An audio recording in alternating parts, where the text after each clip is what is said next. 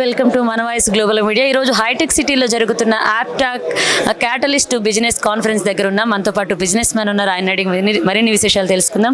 నమస్తే సార్. నమస్కారం. ఎక్కడి నుంచి వచ్చారు? నేను హైదరాబాద్ నుంచి ఇక్కడే సెటిల్, వెస్ట్ గోదావరి బేస్. ఏం బిజినెస్ చేస్తున్నారు? ప్రస్తుతానికి డిజిటల్ మాల్స్ ఉన్నాయేమో మాకు. We act as vendors, we act as a bridge between vendors and consumers. We support the business men. At the same time, we get the cash back to the consumers. We are a bridge between, and our slogan is "Sabka business, apna business."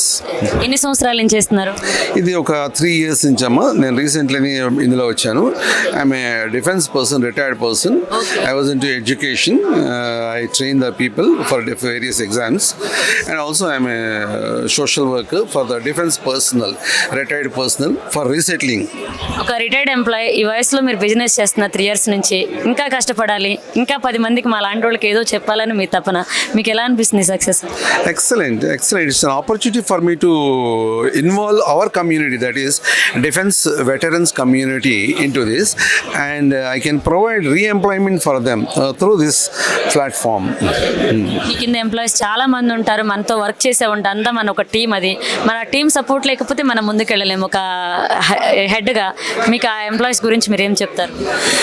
దీని గురించి ఏం నేనంటే పెద్దగా చెప్పేది ఏం లేదు, కానీ ఇప్పుడు యాళ్ళ వరప్రసాద్ గారు ఉన్నారు. ఆయన ద్వారా నేను ఇక్కడికి రావడం జరిగింది. ఆయన లేకపోతే నేను వచ్చేవాడు కాదు. ఇంతకుముందు కూడా చాలా బిజినెస్ ఆపర్చునిటీస్లో వేరే వేరే విషయాల్లో నన్ను ఆయన ఇన్వాల్వ్ చేసేవాళ్ళు.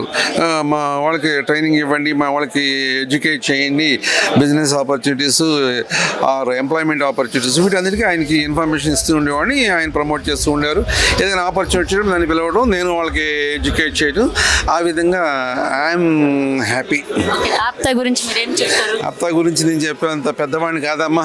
ఇది నాకు చాలా ఒక వరం లాంటిది. నాకు ఇంత పెద్ద ప్లాట్ఫామ్ మీదకి నన్ను తీసుకొచ్చిన వరప్రసాద్కి నేను రుణపడి ఉండాలి.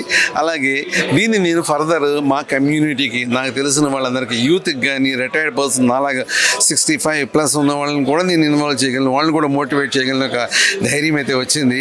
Life is not a simple this one. అందుకని నేను ఏం చెప్పలేదు, నాకు వర్డ్స్ అయితే రావడం లేదు. ఓకే సార్, థ్యాంక్ యూ అమ్మ. Thank you so much sir.